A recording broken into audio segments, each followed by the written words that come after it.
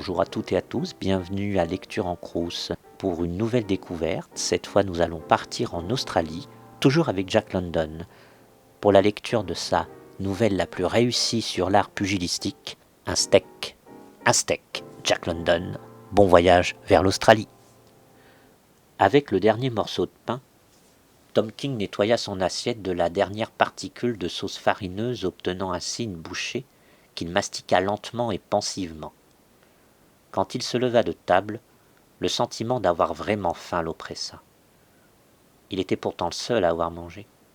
Dans l'autre pièce, on avait couché tôt les deux enfants, dans l'espoir que le sommeil leur ferait oublier qu'ils n'avaient pas dîné. Sa femme n'avait touché à rien et jetait sur lui un regard soucieux. Issue de la classe laborieuse, c'était une femme mince, usée, même si son visage conservait les signes d'une certaine beauté passée. Elle avait emprunté la farine aux voisins de palier. Les deux derniers demi-pennies avaient payé le pain. Il s'assit près de la fenêtre sur une chaise branlante qui protesta sous son poids et, d'un geste quasi machinal, porta sa pipe à la bouche et plongea sa main dans la poche extérieure de son manteau. L'absence de tabac lui fit prendre conscience de son geste et, grimaçant de son étourderie, il reposa sa pipe. Ses mouvements étaient lents, presque lourds, comme s'il supportait le fardeau de ses muscles pesants. D'une solide corpulence, l'allure impassible, on ne pouvait guère qualifier son apparence d'avenante. Ses vêtements frustes étaient vieux et râpés. Le cuir de ses chaussures était trop mince pour supporter la lourde semelle qui ne datait pourtant pas d'hier. Sa chemise en coton, une affaire bon marché à 2 shillings, arborait un col élimé et des taches de peinture irrécupérables. Mais c'était le visage de Tom King qui indiquait sans erreur possible ce qu'il était vraiment. C'était le visage du boxeur professionnel typique. Un boxeur avec de longues années de ring derrière lui, et ayant ainsi développé et magnifié tous les signes distinctifs de la bête de combat. Ce visage montrait une expression abattue, et, pour qu'aucun trait ne puisse échapper à l'observation, il était rasé de près. Les lèvres informes dessinaient une bouche excessivement dure, formant comme une plaie dans son visage. La mâchoire était agressive, brutale, lourde. Les yeux aux mouvements lents et aux paupières lourdes étaient presque inexpressifs, sous des sourcils proéminents et broussailleux. Tout bestial fut-il. Le trait le plus animal chez lui, c'était ses yeux. Des yeux assombris comme ceux d'un lion, les yeux d'un animal de combat. Le front fuyant sous des cheveux coupés courts qui révélaient toutes les aspérités d'une tête de malfaiteur. Pour compléter le décor, un nez cassé par 2 fois, diversement modelé par d'innombrables coups et une oreille en chou-fleur à jamais enflée et déformée jusqu'à atteindre 2 fois sa taille originelle, tandis que la barbe, pourtant récemment rasée, perçait sous la peau conférant au visage un teint bleu foncé. Bref, le visage d'un homme à faire peur dans une ruelle sombre ou un endroit isolé. Tom King n'était pourtant pas un criminel, et il n'avait jamais rien fait de répréhensible non plus. En dehors des bagarres assez communes pour la vie qu'il menait, il n'avait jamais fait de mal à personne. Pas plus qu'il n'avait la réputation de chercher des noises. C'était un professionnel et toute sa brutalité combative, il la réservait à ses apparitions professionnelles. En dehors du ring, il était nonchalant, d'un bon naturel, et dans sa jeunesse, quand l'argent coulait à flot, il s'était même montré dangereusement généreux pour son propre intérêt. Il n'était pas rancunier et avait peu d'ennemis. Pour lui, se battre était un business. À l'intérieur du ring, il frappait pour faire mal, pour blesser, pour détruire, mais il n'y mettait aucune animosité. C'était tout bonnement le business. Les gens venaient et payaient pour assister au spectacle d'hommes qui cherchaient à se mettre mutuellement knock-out. Le gagnant empochait la plus grosse part de la prime. 20 ans plus tôt, Tom King avait affronté le Wooloo Cougar en sachant parfaitement que la mâchoire de Cougar, brisée au cours d'un combat à Newcastle, n'était soignée que depuis 4 mois. Il avait pilonné cette mâchoire et l'avait brisée pour la 2e fois au 9e round, non parce qu'il en voulait particulièrement au Cougar, mais parce que c'était le plus sûr moyen de s'en débarrasser et de remporter la plus grosse prime. Le Cougar ne en voulait pas non plus, c'était le jeu. Ils le connaissaient tous les deux et ils y jouaient. Tom King n'avait jamais été un bavard et il restait là, assis à la fenêtre, à regarder ses mains dans un silence morose. Les veines dilatées et gonflées saillaient sur le dos de ses mains et les jointures de ses doigts, écrasées, martyrisées et difformes, témoignaient de l'usage qu'on en avait fait. S'il n'avait jamais vraiment entendu dire qu'un homme, à l'âge de ses artères, savait très bien ce que signifiaient ces grosses veines saillantes. Son cœur y avait pompé trop de sang et à trop forte pression. Elles ne faisaient plus leur travail.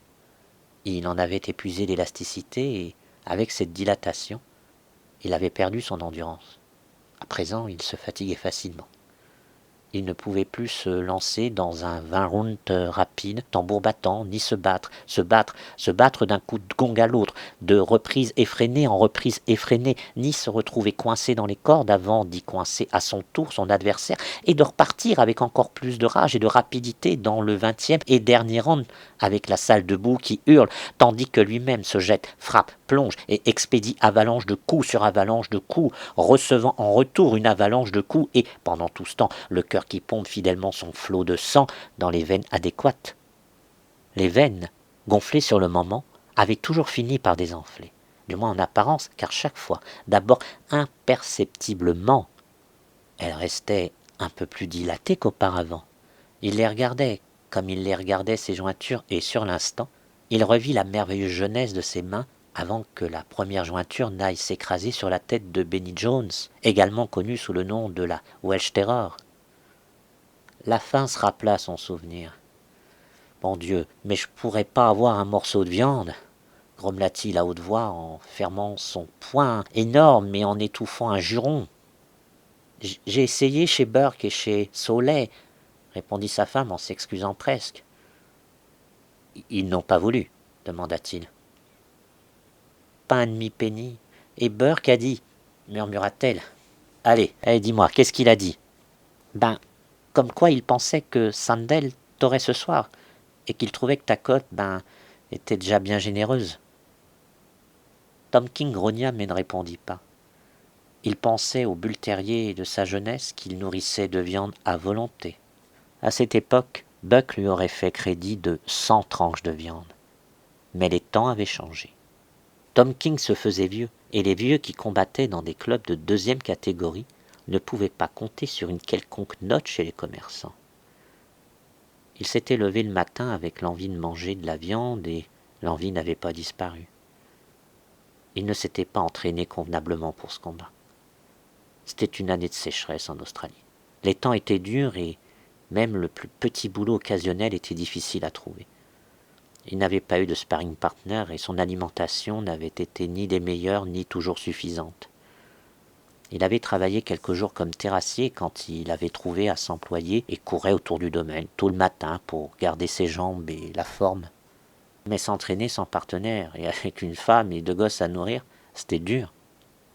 Son crédit chez les commerçants avait connu une légère augmentation quand il avait été programmé contre Sandel. Le secrétaire du Getty Club lui avait avancé 3 livres, la part de la prime au perdant, mais avait refusé de faire plus. Par-ci, par-là, il avait réussi à emprunter quelques shillings à de vieux copains qui auraient bien prêté davantage, mais c'était la sécheresse et eux aussi avaient du mal. Non, pas la peine de se le cacher, il ne s'était pas entraîné convenablement. Il aurait fallu une meilleure alimentation et aucun souci. En outre, un homme de 40 ans a plus de mal à se mettre en condition physique qu'un homme de 20 ans. « Quelle heure il est, Lizzie ?» demanda-t-il. Sa femme traversa le couloir pour s'en informer et revint. 8h moins le quart. Ils vont commencer le premier combat dans quelques minutes, dit-il. Un simple test. Après, il y a un combat amical de 4 rounds entre Dealer Wells et Gridley, et un 10 rounds avec Starlight et un de ses marins, là. Or, il y en a pour plus d'1 heure. Au bout d'un silence d'une dizaine de minutes, il se leva. La vérité, Lizzie, c'est que je me suis pas entraîné comme il faut, tu vois. Il saisit son chapeau et se dirigea vers la porte. Il ne fit pas mine de l'embrasser. Il ne le faisait jamais quand il sortait. Mais ce soir-là, elle osa l'embrasser, jetant ses bras à son cou et l'obligeant à se pencher sur son visage. Elle semblait vraiment toute petite contre le torse massif de l'homme. « Bonne chance, Tom, dit-elle. Tu l'auras. »« Ouais, je l'aurai, reprit-il. Il n'y a que ça à dire, je l'aurai. » Il rit, avec le plus de conviction possible, tandis qu'elle se serrait plus fort contre lui. Par-dessus ses épaules, il regarda la pièce vide. C'était tout ce qu'il possédait au monde, avec un loyer de retard, plus celle et les gosses. Et il quittait tout cela pour aller chercher dans la nuit la nourriture pour sa compagne et ses petits. Pas comme le travailleur moderne rejoignant sa corvée machinale, mais à la manière animale, ancienne, primitive, royale, en se battant pour l'avoir. Je l'aurai, répéta-t-il, mais avec cette fois un soupçon de désespoir dans la voix. Si c'est gagné, c'est 30 billets, et je peux payer tout ce qu'on doit avec un peu d'argent en plus. Si c'est perdu, je n'aurai rien, même pas un penny pour rentrer à la maison en tram. Le secrétaire m'a donné toute la prime du perdant. Au revoir, ma vieille. Si c'est gagné, je reviens direct à la maison. Je t'attendrai, lui cria-t-elle sur le palier. Il y avait bien 3 bons kilomètres jusqu'au Gaiety, et tout en marchant, il se souvenait qu'à son époque glorieuse, il avait été une fois champion poids lourd de Nouvelle-Galles du Sud, il serait allé au combat en taxi, et que très probablement, un de ses plus fervents supporters aurait payé le taxi et l'y aurait accompagné. Ce Tom Burns et cet Américain, ce Jack Johnson, ils se baladaient eux en automobile, et lui, il marchait. Comme chacun sait, une marche de 3 kilomètres, c'est pas le meilleur préparatif pour un combat. Il faisait partie des vieux et le monde ne se conduit pas très bien avec les vieux. Il n'était plus bon à rien excepté les boulots de terrassement, et même là, son nez cassé et son oreille enflée jouaient contre lui. Il se surprit à souhaiter avoir appris un métier. Ça aurait mieux valu au bout du compte. Mais personne ne lui avait dit, et il savait, au fond de son cœur, qu'il n'aurait pas écouté s'il l'avait fait. Ça avait été si facile. Plein d'argent, des combats intenses et victorieux, des périodes de repos et de farniente entrent, et le cortège des admirateurs enthousiasme.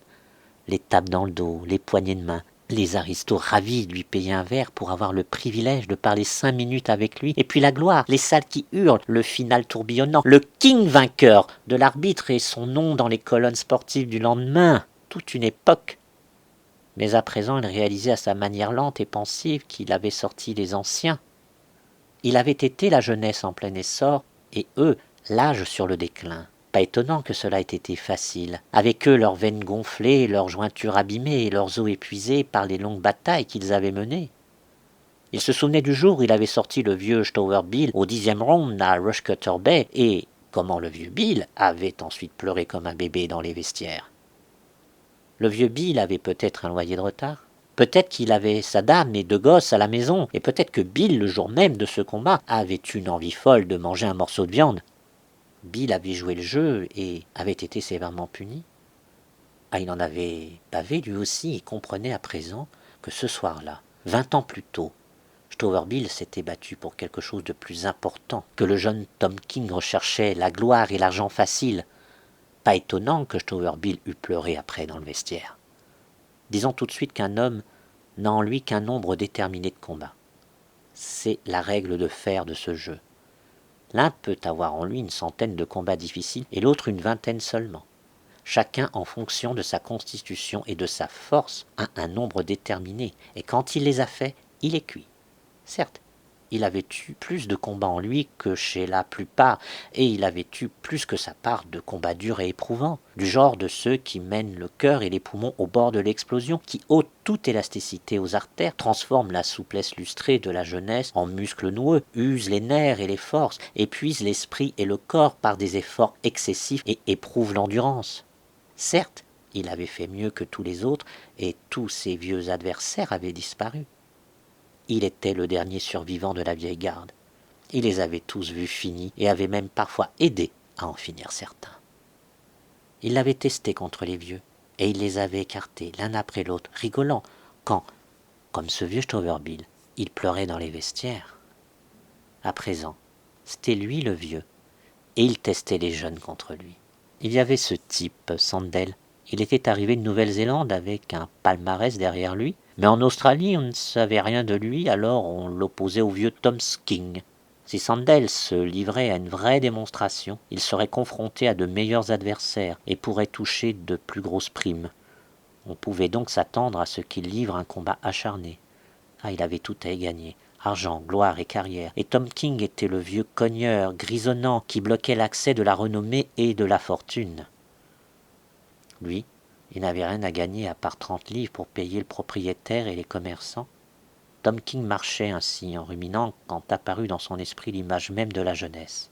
La jeunesse glorieuse, bondissante, exultante et invincible. La jeunesse aux muscles souples, à la police, dotée d'un cœur et de poumons qui ignoraient la fatigue et se riaient des efforts. Oui, la jeunesse était bien la Némésis. Elle détruisait les anciens, sans se rendre compte qu'elle se détruisait ainsi elle-même. Elle dilatait ses artères et maltraitait ses jointures avant d'être à son tour détruite par la jeunesse. Car la jeunesse est toujours jeune. Seul l'âge vieillit. Il tourna à gauche dans Castlereagh Street avant d'arriver 3 pâtés de maison plus loin, devant le Gaiety. Un groupe de jeunes marlous qui traînaient devant l'entrée lui ouvrit respectueusement le chemin, et il entendit un dire à un autre « Ah, c'est lui, c'est Tom King !» À l'intérieur, sur le chemin du vestiaire, il croisa le secrétaire, un jeune homme au coup d'œil avisé et perspicace qui lui serra la main. « Comment ça va, Tom ?» demanda-t-il. « Pleine forme », répondit King, sachant bien qu'il mentait et que s'il avait eu un livre en poche, il l'aurait immédiatement échangé contre un bon morceau de viande. Quand il sortit du vestiaire, suivi de ses soigneurs pour descendre l'allée en direction du ring, situé au centre de la salle, un tonnerre d'encouragement et d'applaudissements s'éleva de la foule qui patientait. Il adressa des saluts à droite et à gauche, même s'il ne reconnaissait que quelques visages, les autres étant pour la plupart ceux de gosses qui n'étaient pas encore nés à l'époque où il récoltait ses premiers lauriers sur le ring. Il bondit avec une légèreté sur la plateforme, plongeant entre les cordes pour rejoindre son coin où il s'assit sur un tabouret. Jack Ball, l'arbitre, vint vers lui pour lui serrer la main. Ball était un boxeur lessivé qui n'était pas monté sur un ring comme tête d'affiche depuis plus de 10 ans. King fut content de l'avoir pour arbitre. Tous les deux étaient des anciens. S'il devait malmener un peu les règles contre Sandel, il savait qu'il pouvait compter sur Ball pour regarder ailleurs. L'un après l'autre, les jeunes poids lourds en herbe grimpèrent sur le ring pour être présentés au public par l'arbitre qui annonçait également leur défi. Ball annonça « Young Proto de Sydney Nord défie le gagnant pour un extra de 50 livres. » Le public applaudit, et applaudit de plus belle quand Sandel en personne jaillit entre les cordes pour aller s'asseoir dans son coin. Tom King l'observait avec curiosité, à l'autre bout du ring. Dans quelques minutes, ils seraient tous deux unis en un combat impitoyable, chacun d'eux cherchant de toutes ses forces à faire sombrer l'autre dans l'inconscience. Mais il ne put pas voir grand-chose car, comme lui, Sandel portait un pantalon et un maillot sur sa tenue de combat. Il avait un très beau visage couronné par une tignasse blonde et bouclée, et son cou, musculeux et puissant, laissait imaginer un corps magnifique. Young Proto allait d'un coin à l'autre, serrant les mains, des têtes d'affiche avant de sauter hors du ring. L'annonce des défis se poursuivit. La jeunesse éternelle sautait entre les cordes. Jeunesse inconnue mais insatiable, pour crier à la face de l'humanité tout entière qu'avec sa force et son talent, elle affronterait le vainqueur. Quelques années auparavant, à l'époque glorieuse de son invincibilité, ces préliminaires auraient à la fois amusé et ennuyé Tom King. Mais aujourd'hui il restait là, assis, fasciné et incapable de chasser cette image de la jeunesse. Ces jeunes jaillissant dans l'univers de la boxe, bondissant à travers les cordes et criant leurs défis existaient depuis toujours, et toujours les vieux avaient dû s'effacer devant eux. Ils se hissaient jusqu'au succès en passant sur le corps des vieux. Il en arrivait toujours, de plus en plus jeune, la jeunesse insatiable et irrésistible, qui, toujours, écartait les vieux avant de devenir eux-mêmes vieux, parcourant le même chemin vers le bas, tandis que derrière eux, les pressant toujours, se dressait la jeunesse éternelle, les nouveaux bébés vigoureux tirant leurs aînés vers le bas, avec derrière eux toujours plus de bébés, et ce, jusqu'à la fin des temps. La jeunesse dont la volonté doit être satisfaite, une volonté qui ne meurt jamais. King jeta un regard vers la tribune de presse et fit un signe de la tête à Morgan, du sportsman, et à Corbett, du referee. Il leva les mains pendant que ses soigneurs, Sid Sullivan et Charlie Bates, lui enfilaient ses gants et les lassaient fermement, surveillé de près par un des soigneurs de Sandel qui observait attentivement les bandes autour des jointures de King. L'un de ses propres soigneurs agissait de même dans le coin de Sandel. On retira le pantalon de Sandel et, une fois debout, on fit glisser son maillot par-dessus sa tête. Tom King vit la jeunesse incarnée, un torse puissant et bien bâti, doté de muscles mobiles et s'agitant comme des choses vivantes sous le satin blanc de la peau. Tout ce corps était bouillonnant de vie et Tom King sut tout de suite que cette vie n'avait jamais exsudé sa fraîcheur par tous les pores douloureux de sa peau au cours des longs combats où la jeunesse paie son dû et qu'elle ne quitte jamais aussi jeune que quand elle s'y est lancée. Les deux hommes s'avancèrent l'un vers l'autre, et tandis que le gong retentissait et que les soigneurs quittaient le ring en emportant les tabourets, ils se serrèrent la main avant de se mettre immédiatement en position de combat. Immédiatement, comme un mécanisme d'acier doté de ressorts en équilibre sur une pointe, Sandel se mit à avancer, reculer et avancer de nouveau, à décochant un gauche en direction des yeux, une droite dans les côtes, expédiant un compte, se dégageant en dansant avec légèreté avant de revenir, menaçant et toujours dansant. Il était rapide et intelligent. La démonstration était éblouissante et la salle hurlait sa satisfaction. Mais King, lui, ne se laissait pas éblouir. Il avait connu trop de combats et affronté trop de jeunes. Il connaissait ses coups pour ce qu'ils valent réellement, trop rapides et trop faibles pour être dangereux.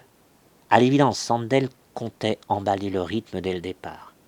Il fallait s'y attendre, c'était typique de la jeunesse de dépenser ainsi son énergie et tout son talent en révolte sauvage et en assaut furieux, submergeant toute opposition d'une force et d'une volonté sans retenue. Sandel avançait, esquivait, il était là, partout, leste et vif, un miracle vivant de chair blanche et de muscles bandés qui se transformait en une éblouissante machine à attaquer, glissant et bondissant mécaniquement comme la navette d'un métier à tisser. Un millier de gestes tous voués à la destruction de ce Tom King qui se dressait entre lui et la gloire. Tom King subissait patiemment.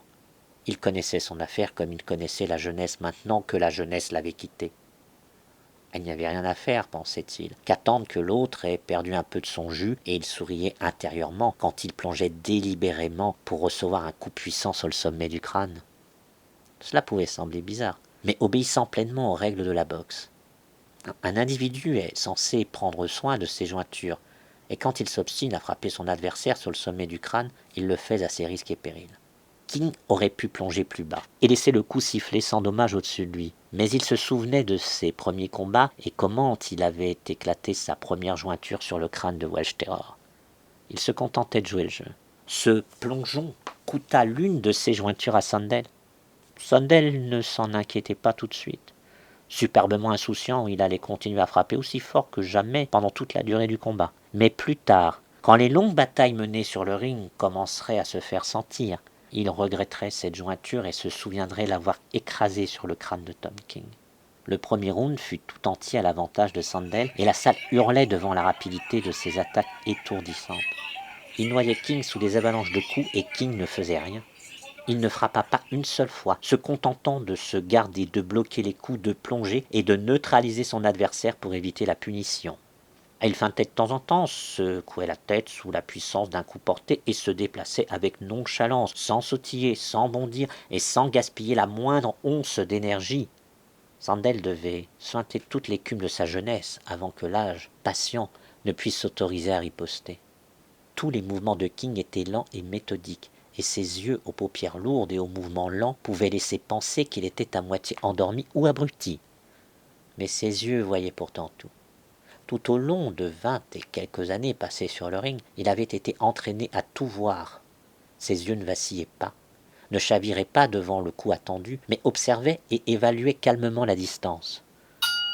À la fin du round, assis dans son coin pour la minute de repos, il se tenait renversé en arrière, jambes écartées, bras reposant sur l'angle droit des cordes et la poitrine et l'abdomen se soulevaient franchement et profondément, tandis qu'il aspirait l'air dispensé par les serviettes de ses soigneurs. Les yeux fermés, il écoutait les voix venant de la salle. « Pourquoi tu te bats pas, Tom ?» criait Nombre Dentelle. « T'as pas peur de lui, quand même !» Au premier rang, il entendit quelqu'un. Rigidité musculaire. Bon, il ne peut pas aller plus vite. 2 contre 1 sur Sandel, en livre. Le gong retentit et les deux hommes quittèrent leur coin. Sandel fit bien les 3/4 du chemin, impatient de reprendre, mais King se contentait de faire la plus courte distance conformément à sa stratégie d'économie. Il n'avait pas pu s'entraîner convenablement, il n'avait pas suffisamment mangé, et chaque pas comptait. Et puis, il avait déjà marché 3 kilomètres jusqu'au ring. Ce fut une répétition du premier round avec un Sandel qui attaquait comme une tornade et un public indigné qui se demandait pourquoi King ne se battait pas. Hormis quelques feintes et plusieurs coups inefficaces, décochés trop lentement, il se contentait de bloquer, de tempérer et de neutraliser. Sandel voulait accélérer le rythme, mais King, sagement, refusait de le suivre. Il souriait avec la moue d'un cabossé du ring et continuait à veiller jalousement sur ses forces comme seul l'âge en était capable.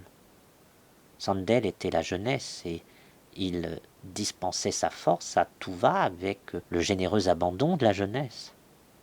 Pour sa part, King possédait la maîtrise du ring, la sagesse née de combats longs et douloureux. Ses yeux et son esprit observaient calmement et il se déplaçait lentement, attendant que Sandel épuise toute son énergie.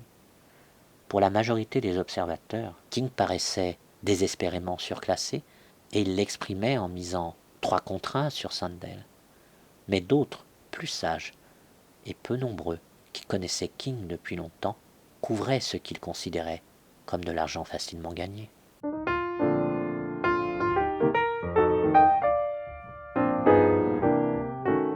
Un steak a été publié pour la première fois dans The Saturday Evening Post le 20 novembre 1909. La nouvelle portait comme titre A Piece of Steak. Elle a été initialement traduite par James Graham sous le nom Le Beefsteak et la première parution en français date du 7 février 1914 dans le périodique La Vie au Grand Air. Elle a été traduite ensuite par Louis Postif sous le titre Un morceau de beefsteak et apparue dans la revue Match l'Intrant, c'est l'ancêtre du journal L'Équipe, en janvier 1931. C'est cette traduction qui a été le plus diffusée dans les pays francophones, puisqu'elle a été reprise par exemple dans le recueil Les Temps maudits 10-18 sous l'égide de Francis Lacassin. En 1950, Suzanne Engelson a publié une nouvelle version française dans Civilisation. En 1993, Bernard Houpner a proposé une nouvelle traduction pour Mille et une nuits avec un nouveau titre plus concis, Un steak. Et enfin, les éditions Libertalia ajoutent leur pièce à l'édifice en proposant une nouvelle traduction de l'américain, signée cette fois par Frédéric Cotton. Ce dernier traduit l'expression « a piece of steak » par un morceau de viande. C'est cette traduction que les éditions Libertalia conservent dans le corps du texte, mais non comme titre, lui préférant le laconique, un steak. C'est donc 6 traducteurs et 4 titres, c'est pour le moins ce que mérite cette saisissante nouvelle, l'une des plus réussies sur l'univers de la boxe. À bientôt pour le prochain épisode de la nouvelle de Jack London, Un steak. Préservez-vous.